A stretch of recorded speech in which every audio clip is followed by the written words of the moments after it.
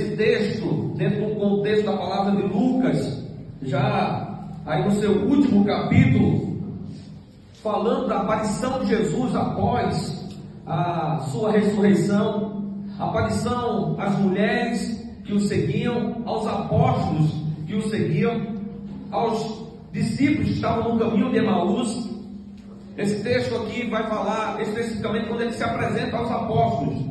O verso 36 em diante diz assim: falavam ainda quando ele próprio se apresentou no meio deles e disse: a paz seja convosco.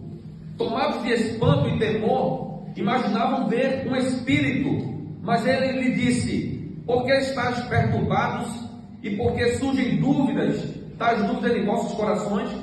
Vede minhas mãos e meus pés, sou eu. Apalpai-me e entendei que um espírito não tem carne nem ossos, como estás vendo que eu tenho. Dizendo isso, mostrou-lhes as mãos e os pés. E como por causa da alegria não podiam acreditar ainda, e permaneciam surpresos, disse-lhes: tende o que comer?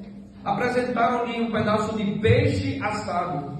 Tomou e então o comeu diante deles, né, para comprovar que ele não era um espírito fantasmagórico, né, como alguns gnósticos costumavam dizer.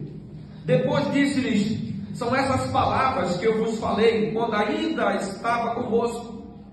Era preciso que se cumprisse tudo o que está escrito sobre mim na lei de Moisés, nos profetas e nos salmos.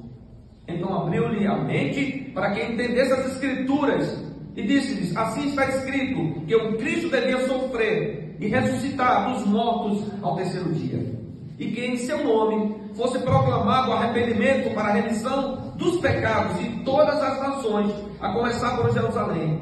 Vós sois testemunhas disso. Eis que eu enviarei sobre vós o que o meu Pai prometeu. Por isso permanecei na cidade, até serdes revestidos da força do alto. Depois levou-os até Betânia, e erguendo as mãos, abençoou-os, e enquanto os abençoava, distanciou-se deles, e era elevado ao céu. Eles ficaram prostrados diante dele, e depois voltaram a Jerusalém com grande alegria, e estavam continuamente no templo, louvando a Deus. Que o Senhor nos dê entendimento da sua palavra.